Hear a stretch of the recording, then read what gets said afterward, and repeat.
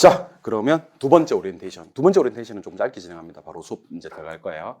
이번에는 이제 공인중개사 전반에 대한 얘기가 아니라 부동산학 개론에 관한 얘기를 좀 한번 해볼게요. 부동산학 개론은 총 8개 편이 있는데 숙제 두 번째는 다음 주까지 목차를 좀 외워오세요. 목차. 우리 부동산학 개론은 총 8개 편으로 구성이 되고 있는데 자, 따라해볼까요? 총론, 경제론, 시장론, 정책론, 투자론, 금융, 개발, 감정평가. 그래서 우리 부동산학 개론의 총 8개 편 제목을 좀 외워오시면 좋습니다. 외운다는 느낌보다는 여러 번 반복해서 읽어오세요.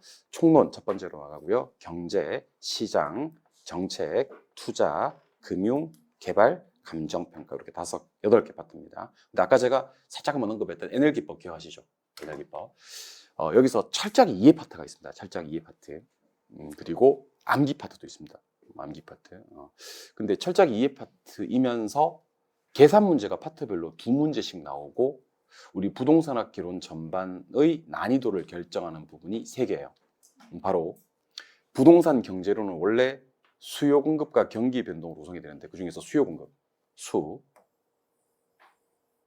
투자론, 감정평가론, 감. 그래서 저는 이걸 이름하여 감이라고 합니다. 자, 수투감의 특징을 좀 알려드리겠습니다. 수투감의 특징은 5문제씩 나오면 15문제가 돼야 되는데 15문제보다 문항수가 조금 더 나와요. 15문제보다 더. 그러니까 일단 문항수가 원래 58에 40에서 한 파트당 5개가 나와주면 좋은데 5개보다 살짝 더 나온다. 작년 기준으로 말씀드리면 그 수요 공급 5개, 투자론 5개, 감정평가는 7개에서 총 17문항 정도가 출제가 됩니다. 그리고 계산 문제가 좀 이따 말씀드릴 건데 계산 문제가 총 한 9개에서 10개 정도 나오는데 수요공급에서 2개, 투자론에서 2개, 감정평가론에서 2개 이렇게 해서 총 수투감에서만 계산 문제가 6개가 나옵니다. 올해도 마찬가지로 수요공급, 투자, 감정평가론에서 각각 2문제 출제가 되었습니다. 그래서 우리 11월 달, 12월 달 개념 완성 과정에서는요. 나머지 파트들을 하나도 안 볼 겁니다. 안 보고 온리 뭐만 할 거냐면 수투감만 할 거고 특히 마지막에 있는 감정평가로는 별표가 2개 돼 있죠. 일단 문항수가 올해 기준으로 7개가 출제가 되었고요. 가성비가 상당히 좋은 파트입니다.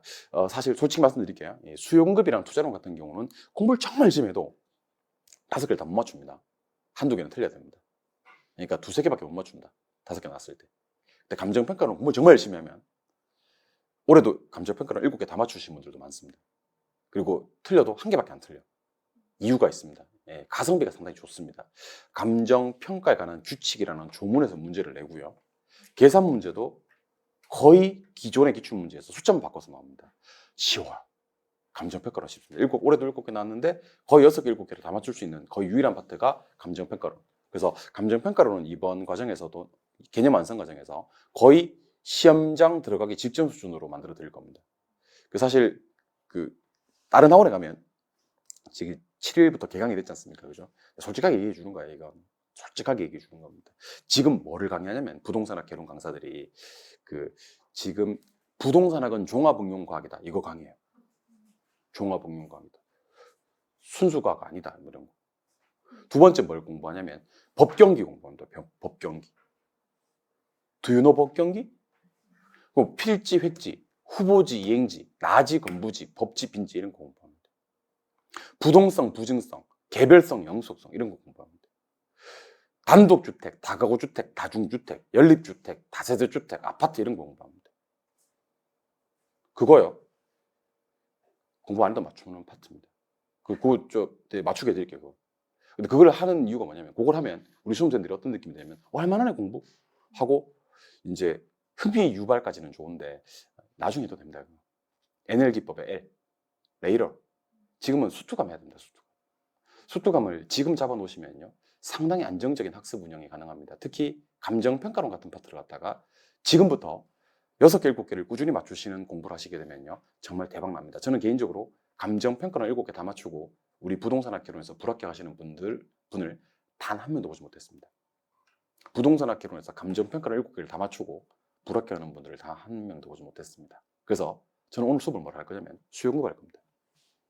그리고 투자론, 감정평가론 11월 달, 12월 달 내내 수투감만 진행할 겁니다. 선생님 그러면 총론하고 시장론하고 정책, 금융, 개발론 언제 하지? 그거 제가 개념 이해 과정에서 11강을 강의했습니다. 수특강만 빼고.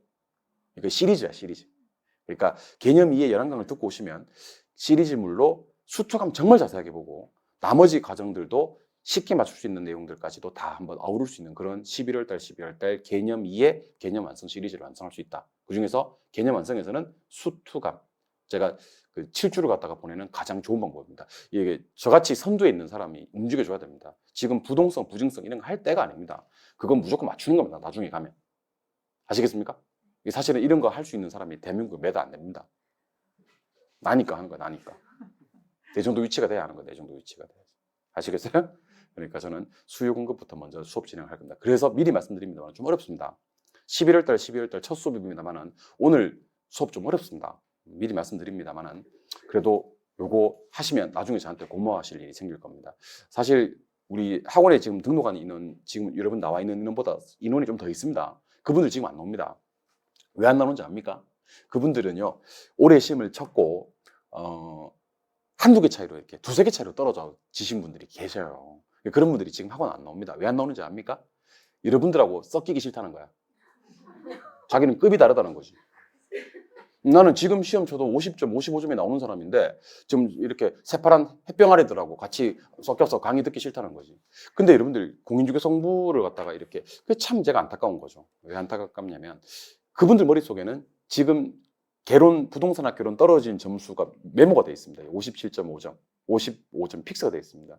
근데 2달 동안 안 보면 어떻게 돼요? 2달 동안 안 보면 놀라운 속도로 까먹어요. 놀라운 속도로. 말도 못합니다. 놀라운 속도로. 근데 1월 달에 오고 3월 달에 오려고 생각을 하고 있습니다. 계속 머릿속에는 몇 점? 57.5점, 55점이 입력이 딱 픽스가 딱 돼 있는 겁니다. 그러니까 이게 공부를 계속 해주셔야지 그 감각이라든지 그런 내용들이 유지가 되는 건데 그분들 전략 전술을 잘못 짜신 겁니다. 조금 다르다고 생각하는 거지. 자, 나는 달라. 나는 너네들이랑 급이 달라. 이렇게 생각을 하시는 분들이 계십니다. 안타깝습니다. 영상을 보고 계시다면 다음 주부터라도 빨리, 내일부터 빨리 와. 그러지 마. 니마 그러지 마요. 그러지 말고 당장 와서 감각 유지에 힘써 주시기를 저는 간절히 바라봅니다. 그래서 11월 달 개념 완성 강의 들은 분과 안 들은 분들 사이에는 실력 차이가 나게끔 만들어 드리는 것이 제 11월 달 개념 완성 강의의 목표입니다. 수토감 집중적으로 강의를 해드릴 거고요. 제가 최근 3년간 기출문제를 다 가지고 와서 다 풀이해 드릴 겁니다. 좀 어려울 수 있습니다만은 다 풀이해 드릴 거고 요렇게 출발하면 되겠구나라는 감이 들게끔 만들어 드릴 겁니다. 그래서 수투감 위주로 강의를 할 거다. 두 번째, 부동산학 개론에는 계산 문제가 주제가 됩니다. 계산 문제. 계산 문제가 다른 과목들에도 나오는 경우가 있습니다만 시험에 승부를 가를 만큼의 문항수는 아닙니다. 1개 정도가 가볍게 나옵니다만 우리 부동산학 개론에서는 계산 문제가 평균 9개에서 10개 정도 주제가 됩니다. 물론 이것도 하단과 상단은 있습니다. 하단은 7개, 상단은 11개 있습니다만 평균 9개에서 10개 정도가 나옵니다. 근데 우리 수험생들 중에서는 그 계산 문제를 아예 포기하려고 마음먹은 분들이 계십니다. 그러니까 계산이 본인이 안 맞다. 난 학창시절에서 수학 못해서 문과 갔대, 자기는. 계속 오늘 반복적으로 하는 얘기입니다만은 안물, 안궁. 왜 내한테 문과 간 걸 얘기하지? 왜 내한테 수학 포기한 걸 얘기하지? 안 물었는데 내가. 궁금하지도 않는데. 수학 포기자, 뭐 계산 포기자 관계없이요. 제가 10개 나왔을 때 5개, 6개 맞추게 해드리겠습니다. 우리 전형적인 패턴이라는 게 있습니다. 올해 제 입으로 이런 얘기는 하기는 그렇지만 계산이 다 적중했어요. 다 적중했습니다. 사실 핀트가 하나 나가는 게 원가법에서 계산 문제가 나올 줄 알았는데 계산 문제가 안 나오고 수입 방식에서 계산 문제가 나온 거 빼고는요. 정보 현재 가치라든지 랠리의 소멸력 법칙이라든지 그 거래사례 비교법 마찬가지고 다 나왔습니다. 심지어 마지막에 동영에서 강조했던 대출 잔액 구하는 것까지 거의 9개 다 적중했습니다. 요즘 예측하기가 좀 무섭습니다. 자꾸 적중을 하네요. 똑같이 나와 똑같이 적중합니다. 그래서 그냥 습관적으로 아니면 그냥 우리가 기계적으로 연습을 시켜 드릴 거니까요. 계산 특강은 따로 2번 합니다. 계산 특강만 따로 2번을 합니다. 그러니까 너무 걱정하지 마시고 혹시 기출되었던 계산 문제가 궁금하시다면 문제풀이가 궁금하시다면 유튜브에서 세상의 모든 계산 문제라고 치시면 세모계 세상의 모든 계산 문제로 치시면 제가 강의해 놓은 게 있으니까요. 아마 32회까지는 해설 강의가 있을 거고 33회 조만간 업로드해서 올릴 테니까 계산 문제만 모아 놓은 겁니다. 그러니까 그런 것들 왔다 갔다 하면서 텀 있을 때 자투리 시간 활용하시기에 좋으니까 세상의 모든 계산 문제. 세, 모, 개. 세, 모, 개. 세상의 모든 계산 문제. 자투리 시간 활용해서 한번 보시면 좋을 것 같습니다. 그래서 10개 중에서 제가 한 절반 이상 대여섯 개 맞추게 해드릴 거고요. 물론 이거보다 더 맞을 수가 있는데 안 푸는 거야. 시간 많이 걸리고 하는 문제는 일부러 안 푸는 거지. 난이도 상을 피하는 거지 그냥. 그래서 5개, 6개는 최소한 맞추게 드릴 겁니다. 여러분들은 뭐 준비하시면 되냐면 계산기를 좀 준비해 주셔야 됩니다. 계산기를 준비해 주셔야 되는데 동영상으로 들으시는 분들은 죄송한데 제가 여기 실강으로 들으시는 분들한테는 요 다이소 계산기를 하나씩 다 선물로 드렸습니다. 용돈 아껴서. 내 용돈 아껴서 다 드렸습니다. 이게 고마운지도 몰라요, 분들요. 용돈 아껴서 주는 건데. 그래서 동영상으로 들으신 분들, 내 사인이 담긴 요거 동영상으로 들으시는 분들도 제가 추첨해서 좀 드릴 수 있는 방법을 강구하겠습니다. 제가 다이소에 가면 약간 큰 손입니다. 뭐 그 담당자가 나와요. 그래서 오셨나요? 계산기 사러 오셨나요? 큰 고객입니다. 이거 다이소 그 유통 쪽 관계하시는 조금 높으신 분이 이 강의를 꼭 봤으면 좋겠습니다. 협찬 좀 부탁드립니다. 힘들잖아 진짜. 다이소 진짜 얘기 많이 해주거든. 다이소 진짜 많이 해주니까 다이소 관계자의 협찬, 앞 광고, 뒷 광고 다 좋으니까 협찬 기다리고 있습니다. 보고 있나? 아무튼 협찬 기다립니다. 그래서 다이소 계산기가 좋고요. 카시오 계산기나 캐논 계산기는 비추합니다. 이게 우리가 연속 계산하는 부분이나 GT 계산이 좀 안 됩니다. 이 계산기가. 그래서 여러분들은 뭐 받으셨으니 관계없고 계산기는 공학용 계산기, 공학용 계산기, 캐논 계산기, 그 다음에 카시오 계산기를 제외한 모든 계산기는 다 괜찮습니다. 제가 추천해드리는 계산기는 다이소 계산기 3,000원짜리나 5,000원짜리 계산기 준비하시면 됩니다. 계산기에 뭐가 있어야 되냐면 GT가 있어야 됩니다. 그랜드 토탈 기능이 있어야 되고 0 2개짜리가 있어야 됩니다. 그래서 1억 치기가 10억 치기가 좋으니까 0 2개짜리 있는지 없는지 확인해 주시고 그랜드 토탈 GT 기능만 있으면 되니까요. 요것만 있으면 카시오 계산기나 캐논 계산기가 아니라면 어떤 계산기든지 좋습니다. 우리가 지금 수업해야 될 내용들이 수투감이라고 했으니까 수투감에서 공부해야 될 내용들을 좀 알려드리겠습니다. 2편 경제론에서는요. 일단 오늘 수업할 내용인데 유량하고 저량을 공부할 겁니다. 유량과 저량. 그 다음에 수요량의 변화와 수요의 변화를 공부하시면서 수요 변화 요인에 대한 공부를 하실 겁니다. 수요 변화 요인, 뭐 소득, 선호도, 인구, 가격 예상, 대체재 가격, 보완재 가격, 그 다음에 금리, 거래세 이런 거 있거든요. 균형은 계산 문제도 준비를 하셔야 되고요. 탄력성, 여기까지를 공부하실 겁니다. 그래서 제가 지금 형광펜 부분을 같이 한번 읽고 출발할까요? 오늘 공부할 내용이니까. 시작. 유량, 저량, 수요량, 수요의 변화 요인, 그리고 균형, 탄력성 이렇게 공부를 하게 될 거다라는 생각을 하시면 되고 이걸 우리는 수요 공급 이론이라고 합니다. 그러면 투자론으로 한번 넘어가 볼까요? 투자론 5편입니다. 투자론에서는 제가 형광펜을 일단 좀 치겠습니다. 자, 실험 볼게요.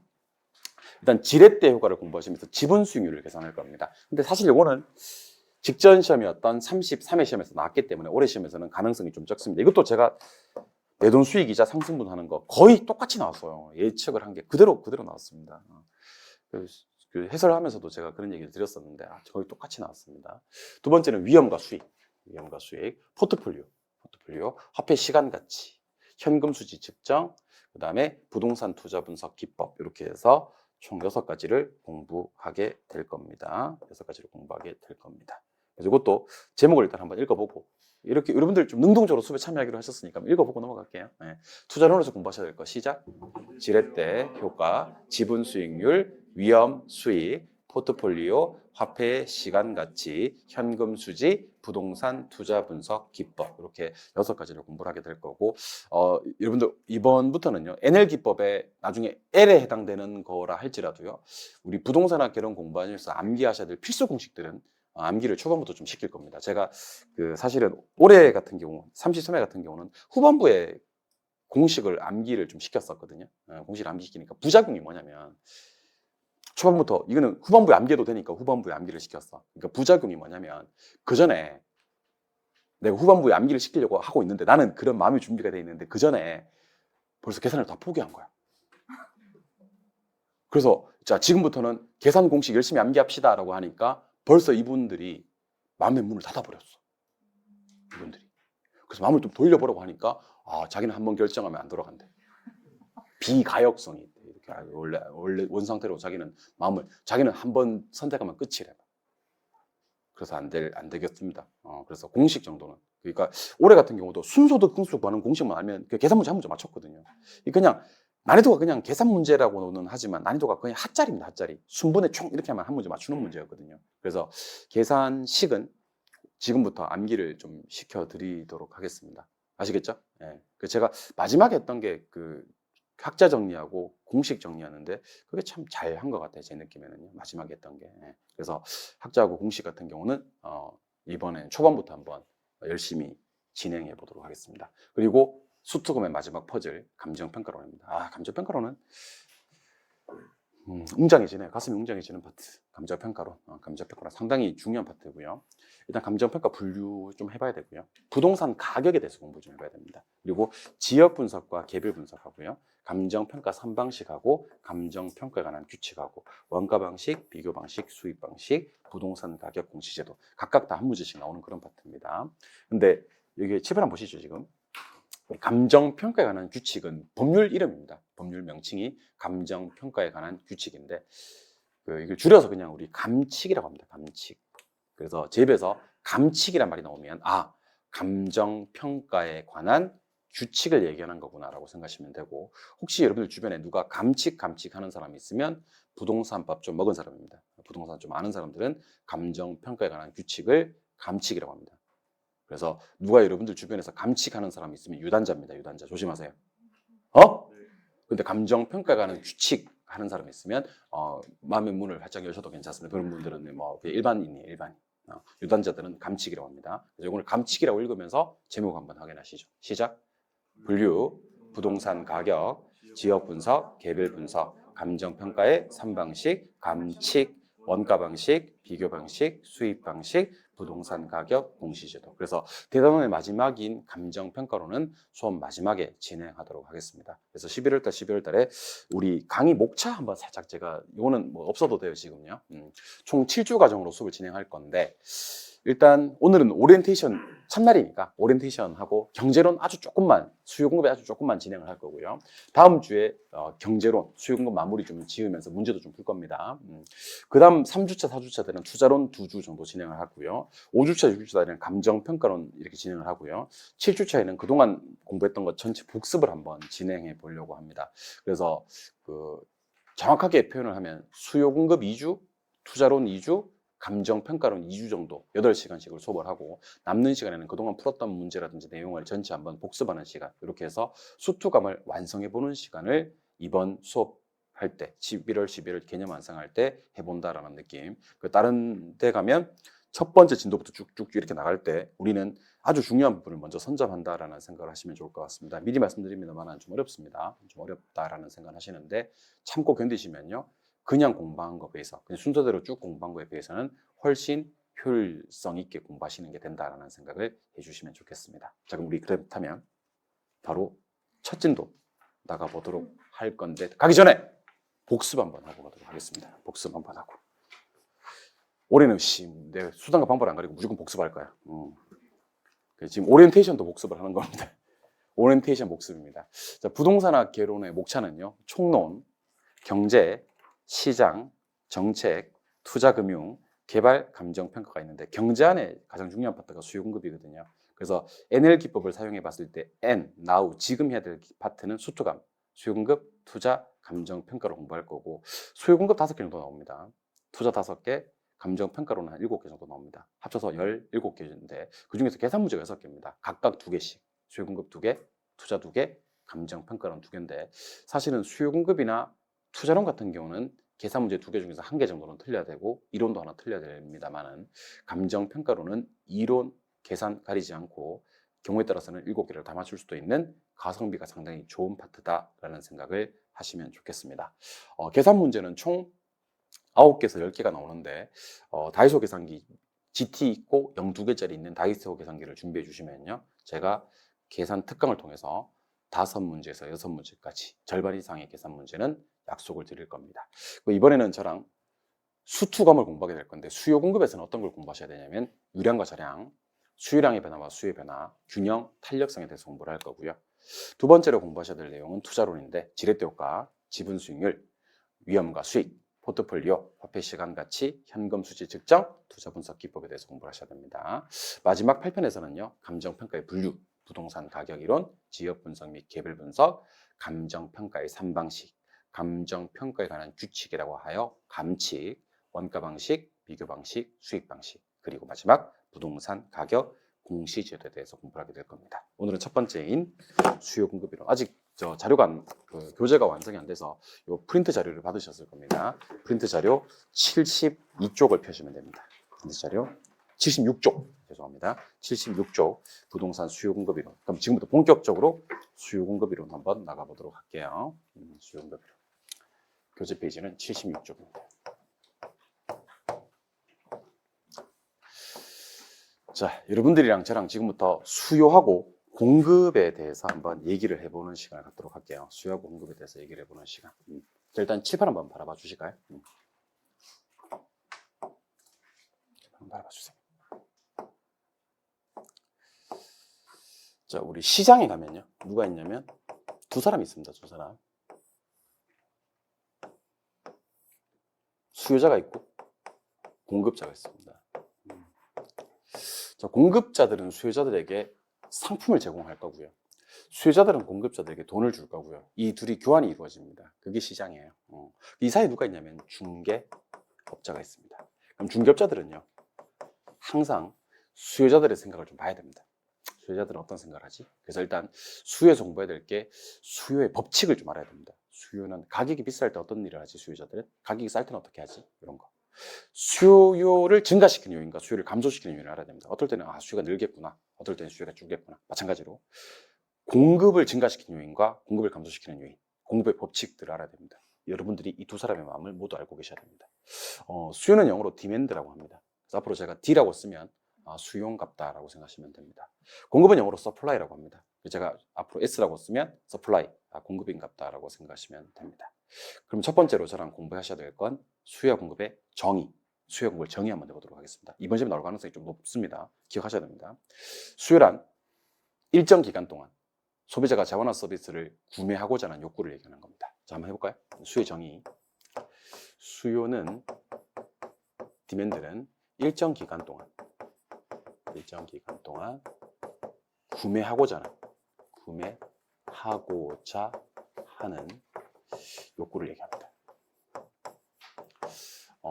여기서 이제 좀 중요한 게 구매하고자 하는 욕구는 수요고 판매하고자 하는 욕구는 공급입니다 라고 하면 될 것을 굳이 귀찮게 일정 기간 구매하고자 하는 욕구는 수요고 일정 기간 판매하고자 하는 욕구는 공급이다, 이렇게 귀찮게 일정 기간이란 말을 붙이거든요. 우리 이 일정 기간이라는 표현을 유량, 영어로는 flow라고 합니다. 그 왜 일정 기간을 붙여야 되는지를 좀 알려드리도록 할게요. 빵을 먹는데 빵을 한 개 먹는 사람이 있고요, 빵을 10개 먹는 사람이 있어요. 그럼 빵을 한 개 먹는 사람이 많이 먹어요, 10개 먹는 사람이 많이 먹어요? 그러면 잘못 생각하시면 10개 먹는 사람이 빵을 많이 먹어요 라고 생각하실 수가 있는데, 얘가 빵을 10개 먹긴 하는데 1년 동안에 빵을 10개 먹는 거예요. 그럼 얘는 한 달에 빵을 1개 정도밖에 안 먹는 거지. 1년 동안에 10개 먹으니까. 근데 얘는 빵을 1개 먹긴 한데 10초 동안에 빵을 1개 먹는 겁니다. 그럼 1분에 6개를 처먹는 거거든요. 그러니까 빵을 많이 먹는 거지. 그래서 수요 공급에서는 1개 산다, 10개 판다, 100개 산다, 1000개 판다는 건 별로 안 중요한 거예요. 과연 얼마 동안에 그 숫자를 사는지가 훨씬 더 중요하기 때문에 일정 기간을 명시해야 되는 유량의 개념이라는 표현을 쓰는 겁니다. 두 번째, 이거 시험에 최근에 나온 적이 있습니다. 수요 공급은 실제로 구매한 거 얘기하는 거 아닙니다. 실제로 판매한 거 얘기하는 게 아닙니다. 사전적 개념이라고 그럽니다. 사전적 개념이라는 건 사기 전, 팔기 전을 얘기하는 겁니다. 구매하고자 하는 거, 판매하고자 하는 거. 하고자 하는 게 수요와 공급이지 실제로 구매한 거, 판매한 게 아닙니다. 여러분들 개그맨 중에 그 키는 좀 작은데 좀 잘생긴 개그맨이 있습니다. 사업에서 성공한 개그맨입니다. 그 사람이 무슨 사업을 했냐면 닭가슴살 사업하는 개그맨이 있습니다. 허경환, 허닥 보고 있나? 허닥. 허닥 앞으로 많이 얘기해 줄 테니까 광고 부탁드립니다. 앞 광고나 한번 부탁드립니다. 허닥. 허경환 보고 있나? 허경환 유행어 중에 이런 유행어 있습니다. 허경환 유행어 중에 하려고 하고 있는데 나도 부끄럽습니다. 이런 거 할 때. 그렇게 쳐다보지 마세요. 하고 있는데. 그러니까 수요 공급은요. 하려고 하는 겁니다. 구매하려고 하는 거고 판매하려고 하는 겁니다. 실제로 구매한 거 판매한 거 아닙니다. 허경환 유명 뭐라고요? 하고 있는데. 그러니까 수요란 구매하려고 하는 거고요. 공급이라는 것은 판매하려고 하는 겁니다. 구매한 거, 판매한 거 아니라는 거. 세 번째는 이건 뭐 당연한 거라서 이 욕구가 반드시 유효수요여야 됩니다. 유효수요. 유효수요는 단순히 구매 의사만 가지고는 절대로 수요라고 하지 않는다는 거예요. 반드시 구매력, 지불 능력을 갖춰야 됩니다. 이걸 갖다가 우리는 유효한 수요다. 그래서 혹시 시험에서 수요는 반드시 유효수요여야 됩니까? 라고 물어도 오케이. 수요는 반드시 유효수요여야 됩니다. 구매 의사는 있는데 구매력이 없는 것은 수요라고 하지 않습니다. 영어로 표현하면 needs, 소요라고 합니다. 소요. 수요는 반드시 구매력을 갖춘 유효수요만 수요입니다. 그래서 이거 지금 정리합시다. 수업 듣는 방법에 대해서 궁금하신 분들은요. 수업 어떻게 듣냐면 이렇게 들으면 돼요. 이렇게 듣다가 혹시 이해가 되면 끄떡끄떡 하시면서 이렇게 들으시면 됩니다. 선생님, 그럼 필기는 전혀 안 하셔도 됩니다. 여러분들 필기하면서 정리하는 거는요. 어떤 강사들이 하는 거냐면 2류, 2류. 3류. 우리 1류 강사들은 그냥 수업만 듣고 있으면 돼. 제가 좀 이따 교재에다가 뭐 체크해드리면 그 정도만 가볍게 좀 체크하고 넘어가시면 되는 겁니다. 교재에다가 어떤 짓도 하지 마세요. 아시겠어요? 그래서 우리가 전자칠판을 쓰는 겁니다. 전자칠판 쓰면 제 칠판에 있는 내용하고 여러분들 교재하고 똑같이 만들어 드릴 수가 있거든요. 제가 똑같이 만들어 드릴 테니까 여러분들은 그냥 칠판만 보시면 됩니다. 그럼 이 중에서 시험에 나올 만한 건 얘는 시험에 안 나올 것 같고요. 여기 시험에 나올 것 같아요. 수요 공급은 일정 기간을 명시해야 되는 개념이다. 이런 개념입니다. 그래서 자꾸 이제 쓸데없이 적어 놓을 필요가 없는 게 아까 제가 기억날지 모르겠다. 요거 수요 공급에서 공부하셔야 될 건 이상한 공부할 필요가 없다니까. 딱 이것만 공부하면 된다니까. 유량 저량 첫 번째로 공부하고 딱 공부할 필요가 없다니까. 수요량하고 수요 이거 공부하면 되고 수요 변화 요인 이거 공부하면 되고 균형하고 탄력성 이거 공부하고 끝나는 거야. 이게. 아시겠죠? 그러니까 범위를 너무 넓힐 필요가 없다니까. 유량 저량 공부하는 거예요. 그러니까 항상 목차 보면서 따라오시면 좋을 것 같습니다. 그러면 여러분들 지금부터 제가 유량하고 저량하고를 한번 비교해 드리겠습니다. 유량은 일정 기간입니다. 일정 기간. 영어로는 flow라고 합니다. 한자로 표현해 볼까요? 한자로 표현하면 흐를 유자를 씁니다. 그림으로 표현해 드릴게요. 그림으로. 시작점이 있어야 돼요. 그리고 끝점이 있어야 되고 이 사이에서 한번 흘러줘야 돼요. 이걸 갖다 우리는 유량이라고 합니다. 그럼 저량이 뭐냐? 저량은 일정 시점입니다. 영어로는 스톡이라고 합니다. 스톡. 한자로 표현하면요. 이런 저자를 쓰는데 이거 쌀 저자라고 합니다. 이게 무슨 저자인지 아세요? 저축. 저수지 할 때 그 저자입니다. 그래서 저수지에 물이 가두어져 있지 않습니까? 그죠? 그럼 가두어져 있는 요 시점을 딱 찍어서 이제 우리가 저량이라고 하는 겁니다. 그럼 시험에서는 뭐가 나오냐면 어떤 게 유량 경제 변수고 어떤 게 저량 경제 변수입니까? 이렇게 나옵니다. 근데 요거는 유량 저량은 저랑 오늘 약속 하나 합시다. 오늘 수업을 듣고 제가 문제도 좀 하나 풀어드릴 거거든. 문제 하나 풀고 그다음에 내년 10월 28일까지 시험장 깔 때까지 한 번도 안 봐도 안 틀리겠다는 각오로 수업을 들으시기 바랍니다. 물론 보겠어 안 보겠어? 볼 거야. 볼 건데 한 번도 안 보겠다는 각오로 한번 들어보시기 바랍니다. 아시겠죠? 그래도 맞출 수 있다는 각오로 한번 들어보시기 바랍니다. 그러려면요 눈을 약간 더 크게 뜨셔야 됩니다. Open your eyes. 좀 더 크게. 조금만 더 크게 떠볼까? 오케이. 자, 그럼 지금부터 유량과 저량을 소개해 드리겠습니다. 왜 유량과 저량을 함께 공부해야 되는지 알려드릴게요. 이거부터 해야 됩니다. 자, 보세요. 1월 1일. 1월 1일은 시점입니다. 이걸 우리는 저량이라고 합니다. 시점은 저량이라 했으니까. 12월 31일. 이것도 시점입니다. 이것도 저량입니다. 근데 1월 1일부터 12월 31일까지 그러면 이제 이게 기간이 됩니다. 이게. 어떤 기간이 나오냐면 1년이라는 기간이 나옵니다. 그러면서 이게 유량이 되거든요.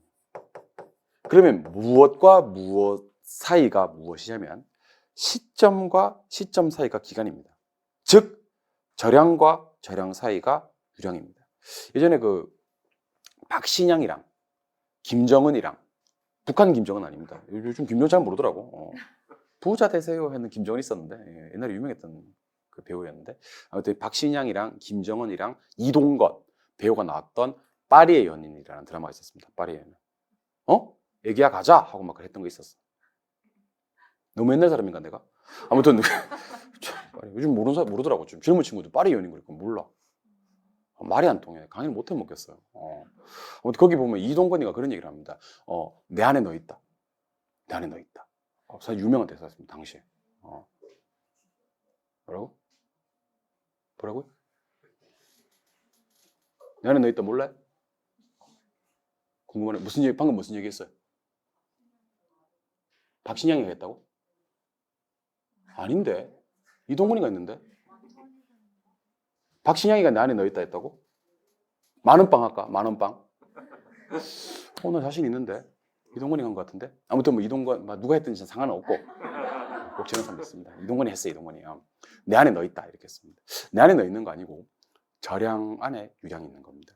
절양과 절양 사이가 유량입니다. 내 안에 너 있다, 절양 안에 유량이 있다. 그러니까 유량과 절양은 따로 독립적으로 따로 존재하는 게 아닙니다. 시점과 시점 사이가 기간입니다. 즉 절양과 절양 사이가 유량이 있다는 생각을 하셔야 되는 겁니다. 그러면 어떤 절양과 어떤 절양을 잡아도 관계없습니까? 무조건 시점과 시점 사이는 기간입니까? 예, 그렇습니다. 어떤 시점과 어떤 시점을 잡아도 관계없으니 시점과 시점 사이는 기간이고 절양과 절양 사이가 유량입니다. 한번 해볼까?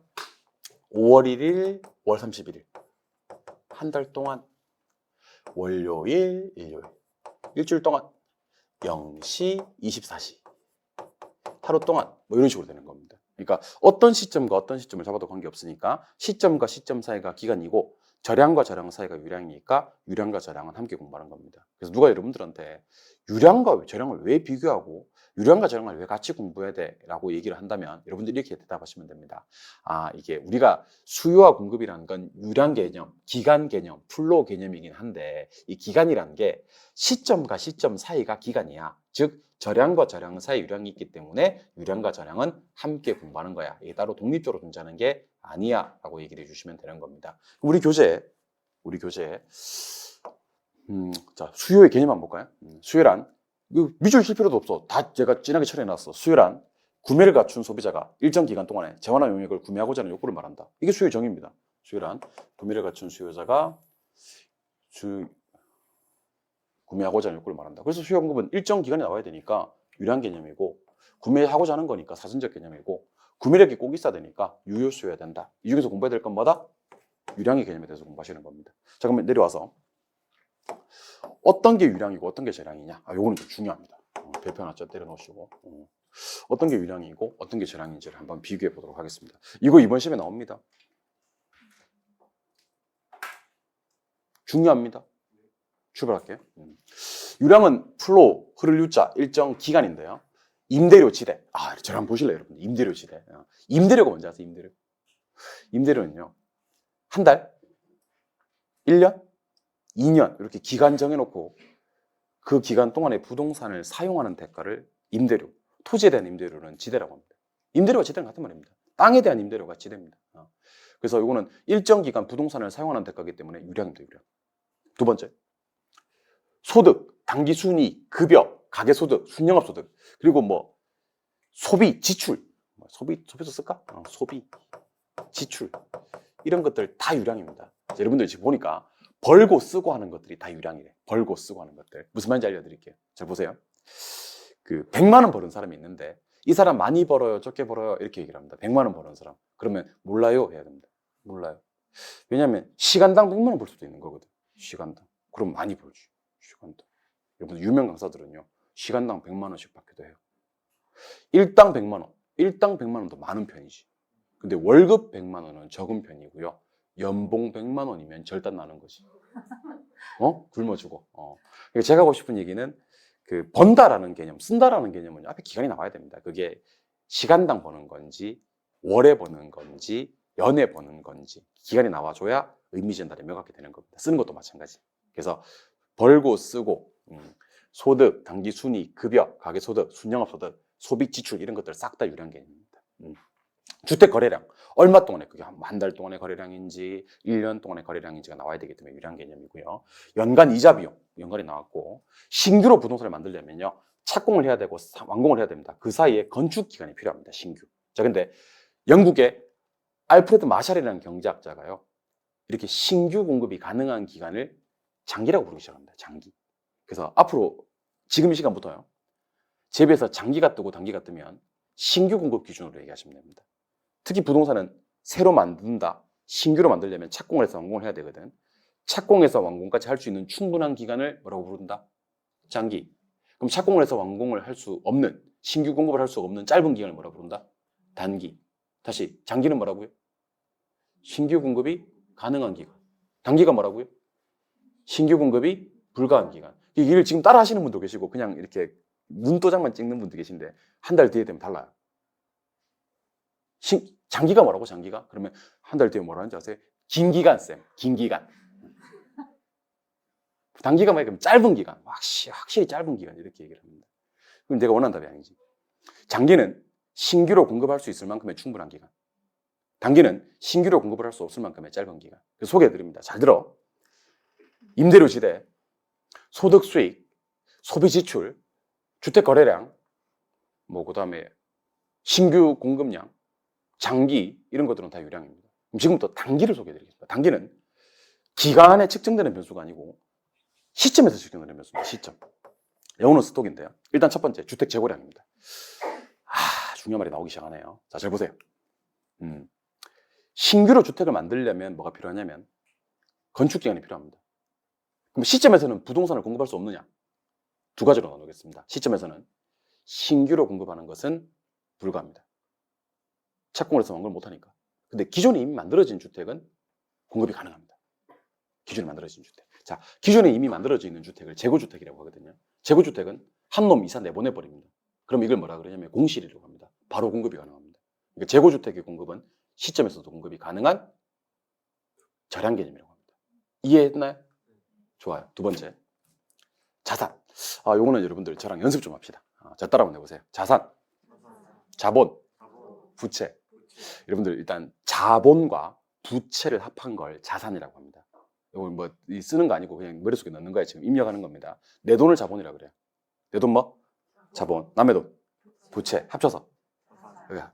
자본과 부채를 합쳐서 자산이라고 그래요. 자본과 부채를 합쳐서. 자, 그러면 제가 부동산을 가지고 한번 예를 들어 볼게요.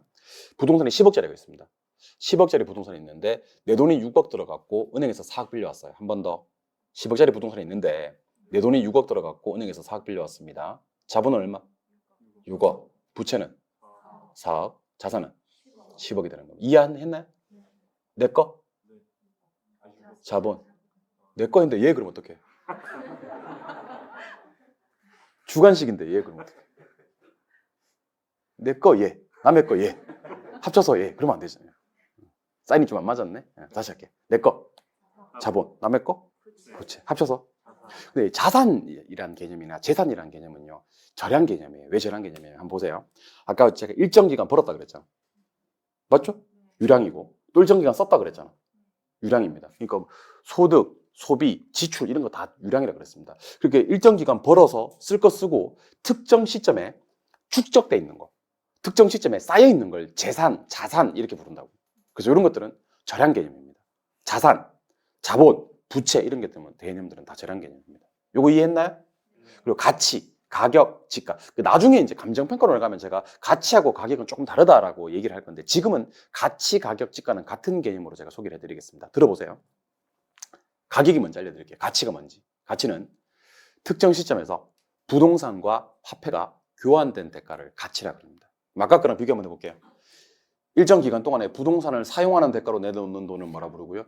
임대료. 약간 이건 유량이었고. 일정 시점에서 부동산과 화폐가 교환된 대가는 뭐라 그랬어요? 가치. 이 절약 개념이 되는 겁니다. 그래서 가치, 가격은 어디 가면 볼 수 있냐면요. 부동산 매매 계약서. 집에 가면 부동산 매매 계약서 있죠? 태어나서 부동산을 사본 적이 한 번도 없어요?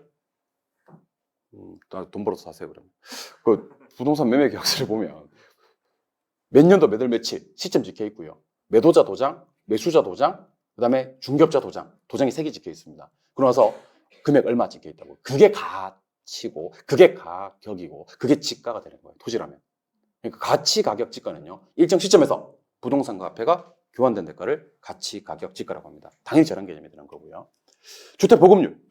자, 주택 보급률은 제가 이거랑 같이 보고 싶거든. 요거 인구랑 같이 보고 싶습니다. 인구랑 주택 보급률을 왜 같이 보고 싶은지를 알려드리겠습니다. 저 보세요. 오늘 새 생명이 태어날 거예요. 그럼 인구가 늘 거야 아마. 근데 또 오늘 누가 돌아가셔. 누군가는 돌아가십니다. 뭐 옛날에 그런 말 있었잖아요. 오늘은 어제 죽은 그가 그토록 바라던 내일이었다. 뭐 모릅니까 이러면? 아무튼 누군가 돌아가십니다. 인구 같은 경우는요. 오늘도 새로 생명이 태어나고 오늘도 누군가 돌아가실 거니까요. 뭐를 찍어줘야지 통계가 나오는 거냐면 시점을 찍어줘야 됩니다. 그래서 혹시 우리나라 인구 5,100만 잘못된 통계예요. 2022년 현재. 중국 인구 14억 그런 통계는 없어 세상에. 잘 보면 가로 안에 2018년 현재. 그러니까 시점을 찍어줘야 되는 겁니다. 왜냐하면 새 생명이 태어나고 또 오늘도 누가 돌아가시고 하는데 시점 안 찍어주면 안 되지. 주택도 마찬가지입니다. 오늘도 멸실 철거되는 주택이 있을 거고 오늘도 새롭게 신축되는 주택, 소유권 보존 등기가 이루어지는 주택이 있을 거란 말이야. 주택 보급률 같은 경우도 인구와 마찬가지로 멸실되는 거 있고 그 다음에 새롭게 태어나는 거 있고 인구 마찬가지로. 그래서 주택 보급률이랑 인구는요. 시점 찍어줘야지 의미 전달이 명확히 됩니다. 통화량, 좀 어려운 말인데 요거.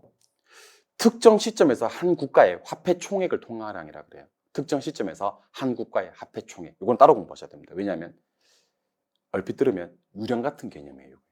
통화량은 특정 시점에서 한 국가의 화폐 총액을 통화량이라고 하기 때문에 자량으로 갑니다. 단기가 뭐예요? 신규 공급이 불가능한 기간을 말합니다. 장기가 뭐예요?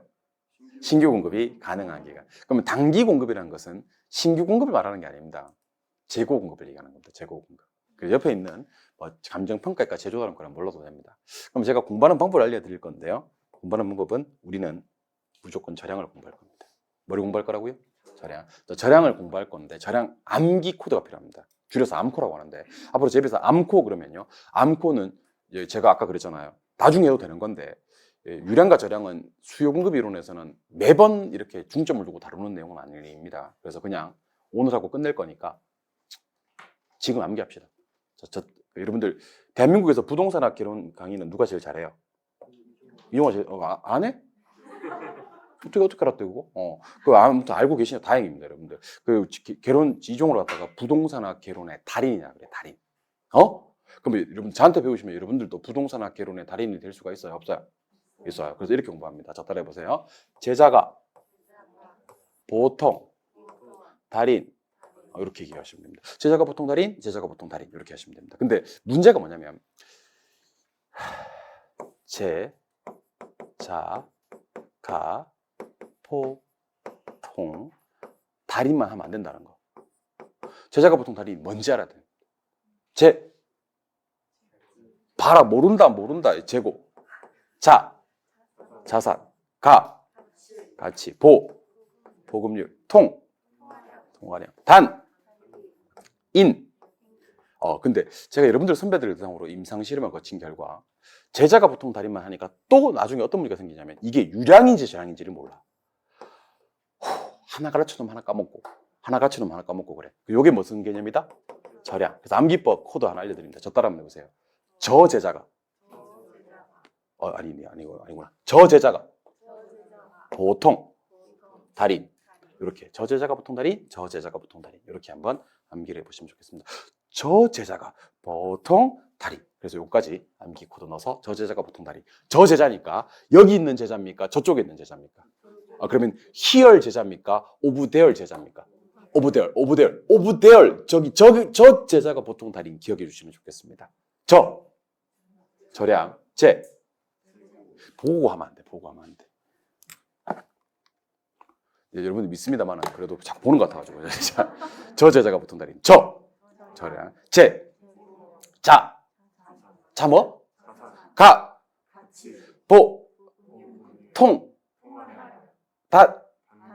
인. 그래서 저랑 오늘 기출문제 한번 풀어보겠습니다. 기출문제 확인인데 100%안 풀려도 관계는 없는데 확인이니까 어떤 기출문제 나왔다라는 거 보여드리는 겁니다. 그리고 회차를 좀 잘 봐주셨으면 좋겠어요. 회차가 여러분들이 치르시는 시험이 34회인데 이게 이제 31회 때 출제가 되고 32, 33을 쉬었습니다. 유량과 저량이. 그래서 여러분들이 치르시는 시험에 34회들은 나올 가능성이 상당히 높습니다. 이게 유량과 저량이. 그래서 제가 오늘 첫 번째 수업으로 유량과 저량을 진행하는 겁니다. 일단 저 좀 보세요. 문제에서 뭘 찾으라 그래? 유량을 찾으면 안 돼. 유량을 찾지 말고 저량을 찾아서 뺄 거야. 다시 뭐를 뺀다고요? 저량을 찾아서 뺄 거야. 저량이 뭐지? 저 제자가 보통 달인. 그럼 제가 물었을 때 저 제자가 보통 달인인지 아닌지 얘기해줘요. 이 저 제자가 보통 달인 맞나? 맞아요. 요거 저 제자가 보통 달인 맞나? 아니지. 요거 저 제자가 보통 달인 맞나? 아니지. 요거 저 제자가 보통 달인 맞나? 맞지. 요거 저 제자가 보통 달인 맞나? 맞아. 자본 부채 합쳐서 자산이라고 하니까 뭔지 모르면 안 돼. 동의지 현정이 모르면 안 돼. 요거 저 제자가 보통 달인 맞나? 아니에요. 그래서 요거 저량이에요. 저 제자가 보통 달인. 요거 저 제자가 보통 달인. 저량입니다. 요거 저 제자가 보통 달인입니다. 근데 우리가 찾아야 될 건 뭐지? 유량이지. 그래서 총 몇 개 중에서 6개 중에서 저량 3개를 찾아서 뺄 거라고. 그럼 나머지 3개가 유량이니까 답은 몇 번? 3번. 이렇게 푸는 거라고. 이해하셨습니까? 그래서 기출문제 확인 첫 번째는요. 여러분들이 유량과 저량을 제대로 구분할 줄 아느냐 하는 거고요. 두 번째는요. 자, 저 보시고. 유량이 어떤 것들이 있는지는 눈도장만 찍는 거야. 그래서 제가 소개를 해드릴게요. 임대료, 지대, 소득, 수익, 급여, 소비, 지출, 주택거래량, 국민총생산, 신규주택 공급량, 장기개념 이런 것들이 다 유량입니다. 됐어. 그런 게 유량이라고만 기억하시면 되고 어떤 게 저량인지가 중요합니다. 저 제자가 보통 달인. 출발합니다. 저 저량 제 자 자산은 무엇과 무엇의 합이지?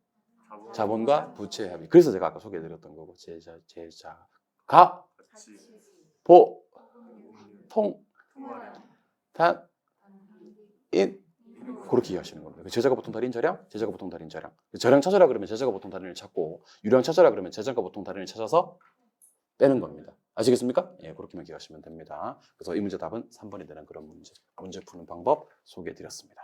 그래서 나머지는 아예 눈겨서 주지 말고요. 우리는 여기 별표 때린 거 유량과 저량을 좀 기억하시고 저량을 암기하시는 겁니다. 저량을 암기하시는 건데 저는 제자가 보통 달인, 제자가 보통 달인, 저 제자가 보통 달인, 저 제자가 보통 달인으로 기억을 하시면 됩니다. 그래서 여기서 필요한 단어들 한 번만 더 밑줄 그어드리면 가격, 가치, 지가, 인구, 재산, 주택 재고량 이런 것들, 주택 보급률 이런 것들, 자본부채 통화량 이런 것들, 단기 이런 것들만 기억하시면 됩니다. 나머지를 다 기억하실 필요는 없습니다. 제가 밑줄 그어드린 거, 저 제자가 보통 달인, 저 제자가 보통 달인만 기억하셔도 됩니다. 이런 식으로 수업 진행할 겁니다. 제가 체크하는 것만 체크하시면 돼요. 그리고 좀 쉬셨다가 77쪽에 수요 함수와 수요 법칙부터 이제 본격적으로 수업을 진행해 보도록 하겠습니다. 쉬겠습니다.